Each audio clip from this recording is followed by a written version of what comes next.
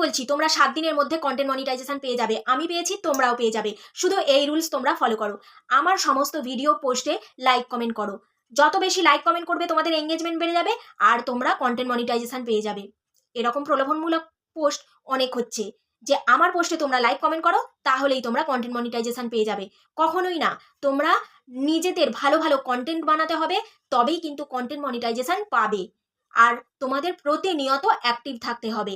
Active থাকার মানে হচ্ছে অন্যের পোস্টে লাইক কমেন্ট করা নয়, নিজেকে অ্যাক্টিভ থেকে প্রতিনিয়ত ভিডিও, ছবি, যে কোনো কিছু আপলোড করতে হবে। তবেই ফেসবুক বুঝবে যে তুমি প্রতিনিয়ত অ্যাক্টিভ থাকো।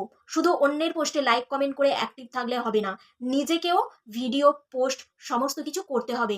তবেই ফেসবুক যদি বোঝে যে হ্যাঁ তোমাকে কন্টেন্ট মনিটাইজেশন দিতে হবে, তবেই তুমি কিন্তু পাবে, তার আগে নয়। ওর কথা শুনে তোমরা ওদের ভিডিও দেখে যত ইচ্ছে কমেন্ট করবে, সেখানে কিন্তু তোমরা কন্টেন্ট মনিটাইজেশন পাবে না। তাই নিজেদের বুদ্ধি একটু খাটাও আর নিজেদের ভিডিও কোয়ালিটি ভালো করো, অবশ্যই কন্টেন্ট মনিটাইজেশন পেয়ে যাবে। আমি একজন ছোট ক্রিয়েটার, আমি কন্টেন্ট মনিটাইজেশন পেয়েছি, তোমরাও পাবে। শুধু প্রতিনিয়ত ভিডিও আপলোড করো।